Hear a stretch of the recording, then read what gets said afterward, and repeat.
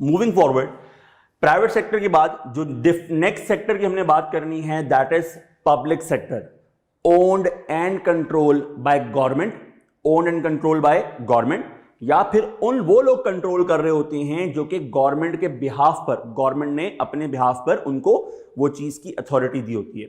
Different जो departments हैं, for example आपके मुल्क के अंदर रेलवे का निज़ाम, आपके मुल्क के अंदर एयरलाइन का निज़ाम, इसी तरीके से जो बड़ी बड़ी इंडस्ट्रीज, बड़ी फॉर एग्जांपल को मिल्स हैं, जैसे डिफरेंट ममालिक के अंदर स्टील मिल्स होती हैं, तो ये तमाम की तमाम वो होती हैं जो कि गवर्नमेंट उनको कंट्रोल कर रहा होता है। ओनर कौन होता है ऑर्गेनाइजेशन का? गवर्नमेंट होती है। और उनका कंट्रोल भी किसके पास होता है? गवर्नमेंट के पास ही होता है। गवर्नमेंट उसको डायरेक्टली कंट्रोल कर रही होती है या फिर अपॉइंट किए होते हैं अपने बिहाफ पे कोई लोग जो कि उस इदारे को कंट्रोल कर रहे होते हैं, चला रहे होते हैं। तो public sector organization is an organization which is owned and controlled and run by government or its agents who work on their behalf. Characteristics क्या है पब्लिक सेक्टर में? कैरेक्टरिस्टिक्स क्या है? पहला नंबर क्या है? अकाउंटेबिलिटी है इसके अंदर, क्योंकि ये इदारा किसने बनाया? गवर्नमेंट ने बनाया। और गवर्नमेंट अकाउंटेबल होती है आपके मुल्क की पार्लियामेंट को, आपके मुल्क की पार्लियामेंट को। डिफरेंट ममालिक के अंदर पार्लियामेंट निजाम है, उस पार्लियामेंट को ये अकाउंटेबल है। तो अकाउंटेबिलिटी किसको है जी? पार्लियामेंट। नंबर वन कि अकाउंटेबिलिटी किसकी है? जितने भी पब्लिक सेक्टर ऑर्गेनाइजेशंस होती हैं वो कहां पर अकाउंटेबल होते हैं? पार्लियामेंट को अकाउंटेबल होते हैं, जवाबदेह होते हैं, अपने मुल्क की गवर्नमेंट के सामने जवाबदेह होते हैं, उनको जाके बताते हैं कि जी हमारी क्या प्रोग्रेस है, प्रॉफिट हुए हैं तो कैसे हुए हैं, लॉसेस हुए हैं तो क्यों हुए हैं, ये तमाम जवाबदेह पार्लियामेंट को होते हैं। फंडिंग कहां से आती है? जैसे मैंने यहां पे डिस्कस किया था कि प्राइवेट सेक्टर ऑर्गेनाइजेशन के अंदर जो सोल ट्रेडर है उसमें इंडिविजुअल, पार्टनरशिप के अंदर पार्टनरशिप की कंपनी के अंदर हम पब्लिक से पैसा लेते हैं। यहां पे funding in government sector organisations, in public sector organisations की फंडिंग कहां से आती है? दो तीन वर्ड्स हैं यहां पर। पहला वर्ड यहां पर है दैट इज कि इनके पास पैसा आता है बाय टैक्सेस, टैक्स के जरिए। नंबर टू चार्जेस, चार्जेस मतलब कि ये पैसे चार्ज करते हैं। अज्यूमिंग पासपोर्ट की फीस है 5,000 रुपए, तो 5,000 क्या है? उस इदारे को उसकी सर्विस के चार्जेस हैं। और एक और चीज के अंदर मजीद हम ऐड कर सकते हैं that is through borrowing, borrowing करके, पैसे उधार लेकर, कर्जे लेकर हम इस इदारे को चला रहे होते हैं। तो नंबर वन कैरेक्टरिस्टिक्स के अंदर पब्लिक सेक्टर अकाउंटेबल किसको है जी? अकाउंटेबल है टू द पार्लियामेंट। पैसा कहां से आता है? फंड्स कहां से आते हैं? टैक्सेस के जरिए, जो लोगों से कलेक्ट किया जाता है। चार्जेस, जो सर्विस आप प्रोवाइड करते हो आप उसके ऊपर फीस रख सकते हो, आप उसमें चार्ज कर सकते हो, वहां से पैसा आएगा। और पैसा आएगा बोरोइंग के जरिए, आप डिफरेंट अपने मुल्क के बैंक से या इंटरनेशनली किसी से भी आप लोन लेकर इस इदारे को चला रहे होते हैं। डिमांड फॉर सर्विसेज क्या है? हमारे यहाँ या किसी भी मुल्क के अंदर जो भी पब्लिक सेक्टर की ऑर्गेनाइजेशंस होती हैं, जिसमें स्कूल्स हैं, एजुकेशन डिपार्टमेंट है, जिसके अंदर हेल्थ डिपार्टमेंट है, हॉस्पिटल्स हैं और बहुत सारे इदारे हैं, उनकी डिमांड फॉर सर्विसेज बहुत अनलिमिटेड है, बहुत ज़्यादा है। पर मसला वहाँ पर भी क्या है कि उनके रिसोर्सेज क्या होते हैं? लिमिटेड। जितना गरीब मुल्क उतने रिसोर्सेज भी लिमिटेड, जितना अमीर मुल्क रिसोर्सेज उनके बहुत ज़्यादा बट स्टिल लिमिटेड। अमेरिका जैसे मुल्क के अंदर भी दुनिया का अमीर तरीन मुल्क होने के बावजूद भी still they have limited resources. और under development, non developed countries जो हैं, अंडर डेवलप्ड कंट्रीज जो हैं, उनको बेचारे पहले गरीब हैं, तो उनके पास भी एक तो डिमांड बहुत ज्यादा है क्योंकि लोग गरीब है, अवाम गरीब है, उनको इन्हीं इदारों की तरफ देखना पड़ता है, इन्हीं इदारों से सर्विसेज लेनी पड़ती हैं, जिसकी वजह से इनकी रिसोर्सेज जो हैं बहुत लिमिटेड हैं। तो चार बातें फिंगर टिप्स पे रिवाइज कर लेते हैं। कैरेक्टरिस्टिक्स क्या हैं पब्लिक सेक्टर ऑर्गेनाइजेशन की? Number one is they are accountable to parliament. Number two, they raise fund by taxes. Number two, by making charges. Number three, by borrowing from the banks or outer world. Number three is their demand for services is unlimited. Word क्या जी? Demand for services क्या है? Unlimited, बेतहाशा, कोई limit नहीं है, जबकि limited resources है। Demand बहुत ज्यादा, पर उस डिमांड को कोप अप करने के लिए, उस डिमांड को पूरा करने के लिए इनके पास रिसोर्सेज जो हैं वो अनलिमिटेड नहीं बल्कि कहीं ना कहीं लिमिटेड होते हैं। एडवांटेजेस क्या हैं? पब्लिक सेक्टर ऑर्गेनाइजेशन के क्या एडवांटेज हैं?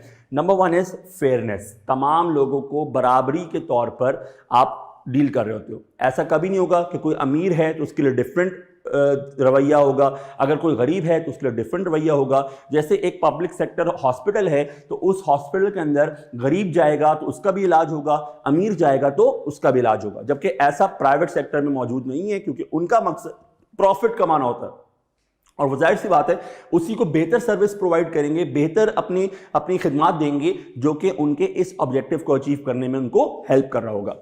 Next one is filling gap. Private sector हर काम नहीं कर सकता, प्राइवेट सेक्टर से वो काम करता है जो कि उनको प्रॉफिट दिलाए। अज्यूमिंग जहां पर डिफरेंट गैप्स रह जाते हैं, जैसे फर्ज करें कि जो स्ट्रीट लाइट्स हैं, किसी भी मुल्क के अंदर स्ट्रीट लाइट कोई भी प्राइवेट सेक्टर कभी नहीं लगाएगा, क्योंकि उससे उनको प्रॉफिट तो मिलना नहीं है, ये तो पब्लिक की खिदमत है, लोगों की खिदमत के लिए है। तो जो गैप प्राइवेट सेक्टर किसी मुल्क में छोड़ देता है, उस गैप को फिल कौन करता है? ये public sector organisations. Next one is public interest. लोगों का इंटरेस्ट बहुत ज्यादा होता है पब्लिक सेक्टर की ऑर्गेनाइजेशंस के अंदर, लोगों का इंटरेस्ट बहुत ज्यादा है। उसका रीजन ये है, लोग कहते हैं कि भाई ये मुल्क हमारा है, हमने आपको गवर्नमेंट दी, हमने आपको इलेक्ट किया, हम टैक्स देते हैं, हम इस मुल्क में टैक्स पेयर हैं, टैक्स पे करते हैं, तो उस टैक्स के बदले हमारा हक बनता है कि आप हमें सर्विसेज प्रोवाइड करें। तो पब्लिक का इंटरेस्ट बहुत ज्यादा होता है इन तरह की ऑर्गेनाइजेशंस के अंदर, क्योंकि ये अपना हक समझते हैं कि we are the taxpayers, ये ऑर्गेनाइजेशंस हक चला रहे हैं, तो वी डिमांड कि हमें आप इसकी सर्विसेज भी प्रोवाइड करें। Next one is chief finance. जो भी फाइनेंस है, यहां पर हमने डिस्कस किया कि इनके पास पैसे कहां से आ रहे हैं, बोरोइंग से, टैक्सेस से, चार्जेस से, यानी कहीं ना कहीं गवर्नमेंट बैक होती है, गवर्नमेंट बैक होती है। जब गवर्नमेंट बैक है तो वो फाइनेंस जो रेज किया जाएगा, अगर फॉर एग्जांपल मैं किसी बैंक से लोन लूंगा तो जो बैंक मुझे चार्ज करेगा बहुत एक्सपेंसिव इंटरेस्ट रेट हो सकता है, वो मेरे लिए बहुत महंगा पड़ सकता है। लेकिन इन तरह के इदारों के लिए, क्योंकि गवर्नमेंट बैक सिक्योरिटीज होती हैं, तो वो कहीं ना कहीं चीप पड़ती हैं एज कंपेयर कि आप खुद इंडिविजुअल तौर पर जाकर पैसा रेज करो। तो ये कुछ एडवांटेजेस हैं। सेम तरीके से एडवांटेजेस के साथ साथ डिसएडवांटेजेस भी होंगे। Number one is lack of accountability. हमने पहली कैरेक्टरिस्टिक क्या पढ़ी कि they are accountable to parliament, पर मुल्क की पॉलिटिकल निजाम के तहत कोई पूछने वाला नहीं है कि भाई पैसा कौन सा हमारी जेब से जा रहा है। जब प्राइवेट सेक्टर में कोई नुकसान होगा, इन डायरेक्टर्स को शेयर होल्डर अपने सामने अकाउंटेबल करेंगे, भाई हमारा पैसा था, आपने कैसे यूज किया इसको, हमारा पैसा था, कैसे डुबाया आपने ये पैसा, आप जवाब देंगे। लेकिन इधर अकाउंटेबिलिटी किसने करनी है? पार्लियामेंट ने। पार्लियामेंट कहती है हमें क्या, पैसा टैक्स पेयर का है, डूबा, अच्छा हुआ, बुरा हुआ, इतनी ज्यादा अकाउंटेबिलिटी वहां पर हो नहीं पाती। They are accountable to parliament, पर क्योंकि गम नहीं है ना, टैक्स पेयर का पैसा है, पब्लिक का पैसा है, डूबा तो डूबा, हमारा क्या गया, इस कॉन्सेप्ट की वजह से जो है वो अकाउंटेबिलिटी हो नहीं पाती। दूसरे नंबर पे यहां पर हमने एक वर्ड पढ़ा, देयर शुड बी फेयरनेस। तमाम लोगों को इक्वल ट्रीट होगा, तमाम लोगों को आपने बिल्कुल एक तरीके से ट्रीट करना है, पर यहां पर डिफरेंट इंटरफेरेंस होती है। कोई अगर करप्शन का केस हुआ तो डिफरेंट कई जगह से कॉल आ जाती है कि इसको आप कोप अप ना करें। किसी की सिफारिश आती है कि यहां पर इस बंदे का अच्छा इलाज कर दें, इसको बेशक ना करें।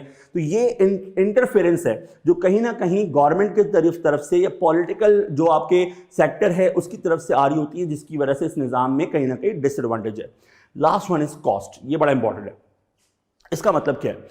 हम चाहते ये हैं कि जब हम किसी पब्लिक सेक्टर ऑर्गेनाइजेशन में जाएं तो वहां पे जो हमें ट्रीटमेंट मिले वो ऐसा होना चाहिए जो कि दुनिया की बेहतरीन प्राइवेट ऑर्गेनाइजेशन भी शायद ना देती हूं। पर जब बात आती है कॉस्ट बेयर करने की, तो हम कहते हैं जी कॉस्ट तो हम बेयर नहीं करेंगे, टैक्स तो हम लिमिटेड देंगे, लेकिन हमें सर्विसेज बेहतरीन चाहिए। हम बुरा भला कहेंगे पब्लिक सेक्टर ऑर्गेनाइजेशन को, पर भाई उनसे हमें डिमांड है कि best quality service ever in the world होनी चाहिए। पर जब बात आएगी इसकी कॉस्ट बेयर करने की, वो हम बेयर करने को तैयार नहीं है कि नहीं जी हम तो बस जो टैक्स दे सकते हैं हम दे देते हैं, हमारा ये हक है, हक समझ के कि गवर्नमेंट हमें वो बेस्ट क्वालिटी सर्विसेज प्रोवाइड करे जिसके अगेंस्ट हम कॉस्ट बेयर करने को तैयार नहीं होते। तो ये कुछ एडवांटेज डिसएडवांटेज हमने पढ़े हैं यहाँ पर पब्लिक सेक्टर ऑर्गेनाइजेशन के। अब नेक्स्ट वन जो लास्ट पार्ट है, सेकंड लास्ट है, इसकी एक छोटी सी डेफिनेशन और देखेंगे, that is non government organisations, NGOs. आप नाम सुना होगा एनजीओज का। एनजीओज की बात करें तो नंबर वन, एनजीओ में लोग कौन काम करते हैं? वॉलंटियर्स भी होते हैं और कई दफा पेड वर्कर्स भी होते हैं। सारे वॉलंटियर्स नहीं होते हैं, कई वॉलंटियर्स भी होते हैं और कई जगह जो है वो पेड वर्कर्स भी होते हैं।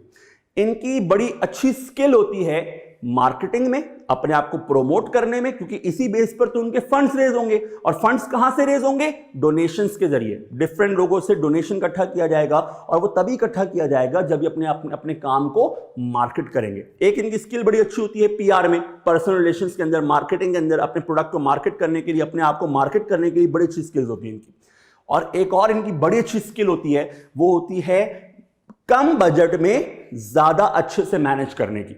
डोनेशंस पर है तो जाहिर सी बात है अनलिमिटेड रिसोर्सेज तो इनके पास भी नहीं है। अलबत्ता डोनेशंस आ जरूर रहे हैं, लेकिन उन डोनेशंस को ऑप्टिमम यूटिलाइज करने की जो स्किल इनके पास है वो किसी प्राइवेट ऑर्गेनाइजेशन में भी शायद ना होती हो। लिमिटेड बजट में रहते हुए ऑप्टिमम यूटिलाइजेशन के इस लिमिटेड बजट से हम बेहतरीन कैसे फायदा हासिल कर सकते हैं, वो इनसे बेहतर कोई नहीं जानता।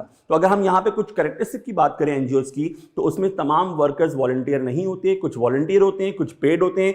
फंड्स इनके पास डोनेशन से आते हैं। They have very good skills in marketing, they have very good skills in budgeting. अब थोड़े से पॉइंट्स और डिस्कस कर लेते हैं। लीगली कॉन्स्टिट्यूटेड, एमसीक्यू के लिए वर्ड बड़ा इंपॉर्टेंट है कि एनजीओ ये नहीं कि मेरा दिल किया जी हम चलो जी एनजीओ खोल के बैठ गए। It should be legally constituted, law की तरफ से परमिशन होनी चाहिए, तो ही आप एक एनजीओ अप्रूव करके चला सकते हो। और उसके अंदर आपने बताना होगा कि आपके क्या ऑब्जेक्टिव्स हैं। वो जो ऑब्जेक्टिव्स होंगे वो कमर्शियल नहीं होंगे, क्योंकि कमर्शियल होंगे यानी पैसा कमाने की गर्ज से होंगे, फिर तो आपको यहां पर प्राइवेट सेक्टर में आना पड़ेगा। आप एनजीओ पे जा रहे हो, नॉन गवर्नमेंटल ऑर्गेनाइजेशन पे जा रहे हो, तो योर पर्पस कुछ भी कोई भी आप कॉज के लिए आप एनजीओ खोल सकते हो, किसी भी कॉज के लिए। जैसे फॉर एग्जांपल के कई मुमालिक में अंदर जो है खवातीन पे अगर जुल्म होता है तो उसके खिलाफ उनको सपोर्ट करने के लिए आप एनजीओ खोल सकते हो। कई जगह पे फॉर एग्जांपल चाइल्ड लेबर होती है तो उसके खिलाफ आवाज उठाने के लिए आप एनजीओ खोल सकते हो। कई जगह बच्चों की एजुकेशन के लिए, साफ पानी के लिए, हेल्थ सर्विसेज के लिए आप एनजीओ खोल सकते हो। But the purpose should not be commercial. आप पैसों की गर्ज से उसके अंदर जो है वो कॉज नहीं होनी चाहिए, पैसों की कॉज नहीं होनी चाहिए, क्योंकि वो आपका सेक्टर चेंज हो जाएगा। आप वहां पर एनजीओ से निकलकर प्राइवेट सेक्टर में आ जाओगे। इसी तरीके से प्राइमरी गोल क्या है जी? सर्व कॉज। इनका मकसद क्या है? इनका मकसद क्या था? प्रॉफिट वालों का प्रॉफिट कमाओ, नॉन प्रॉफिट वालों का गुड्स एंड सर्विस प्रोवाइड करो। इनका मकसद होना चाहिए in the direction of the cause they are serving. जिस कॉज के लिए इन्होंने अपनी ऑर्गेनाइजेशन को बनाया है, उस ऑर्गेनाइजेशन की कॉज को सर्व करना इनका प्राइमरी गोल है। और लास्ट वन, फंड रेजिंग कहां से होगी? वो हम ऊपर डिस्कस कर भी चुके हैं पहले कि फंड रेजिंग होती है थ्रू डोनेशंस। कई दफा गवर्नमेंट भी इनको ग्रांट्स दे रही होती है, कई दफा डिफरेंट ममालिक से भी इनको ग्रांट्स मिल रही होती हैं, पर मेन जो उनका रीजन होता है वो कहीं से इन्वेस्टमेंट नहीं आ रही होती, वो इनके पास तमाम तर जो फंड्स होते हैं वो डोनेशंस के जरिए आ रहे होते हैं। ठीक है जी, तो ये हमने डिस्कस किया है नॉन गवर्नमेंटल ऑर्गेनाइजेशन का। एक छोटा सा टॉपिक और है कॉपरेटिव्स का। What are cooperatives? कॉपरेटिव भी एक ऑर्गेनाइजेशन का पार्ट है। और कॉपरेटिव्स क्या होते हैं? जिसमें वर्कर्स या जो आपके लोग हैं वो मिलकर एक ऑर्गेनाइजेशन बनाते हैं। अज्यूमिंग ABC, हम 3 लोगों ने, अज्यूमिंग हमारे पास हमारी एक फ्लोर मिल है, एक आटे की मिल है हमारी, और हमें गंदम खरीदनी है। तो उस गंदम को खरीदने के लिए, वीट को खरीदने के लिए हमने एक कोऑपरेटिव बनाया, जिसमें हमने बजाय इंडिविजुअल जाके परचेज करने के, हमने क्या किया? हमने बल्क में परचेज किया। उसकी वजह से जो हमें प्रॉफिट होगा, जो परचेज करने की वजह से हमें प्रॉफिट हुआ, बल्क परचेज करने की वजह से डिस्काउंट्स मिले, वो डिस्काउंट एज अ प्रॉफिट हम अपने मेंबर्स में डिवाइड कर देते हैं। रिपीट, कोऑपरेटिव में क्या होगा? वर्कर्स या जो भी उनके कस्टमर्स या जो भी उनके लोग होंगे वो मिलकर, ओपन मेंबरशिप होगी, डेमोक्रेसी होगी, 1 vote 1 member equals to 1 vote, 1 member equals to 1 vote. तो ये इस पॉलिसी के तहत हम सब मिलकर जो है वो, बजाय इंडिविजुअली हम जाके परचेस करते, हमें उसमें कहीं ना कहीं महंगा पड़ता, हम बल्क परचेस करते हैं, हम एक क्वांटिटी में परचेस करते हैं, जिसकी वजह से जो भी हमें डिस्काउंट्स की सूरत में फायदा होगा, वो डिस्काउंट की सूरत में होने वाला फायदा according to the purchasing ratio. एक बंदे ने 1 लाख का माल परचेस किया, एक बंदे ने 2 लाख का माल परचेस किया, फर्ज करें फायदा हुआ 30,000 का, तो रेशो के हिसाब से ए वाले को, जिसने 1 लाख का माल परचेस किया था, उसको 10,000 का फायदा हो गया, जबकि बी जिसने 2 लाख रुपए का परचेस किया था उसको 20,000 का फायदा हो रहा है। तो ये हमने कंप्लीट डिस्कस कर लिया है अब तक टाइप्स ऑफ ऑर्गेनाइजेशन।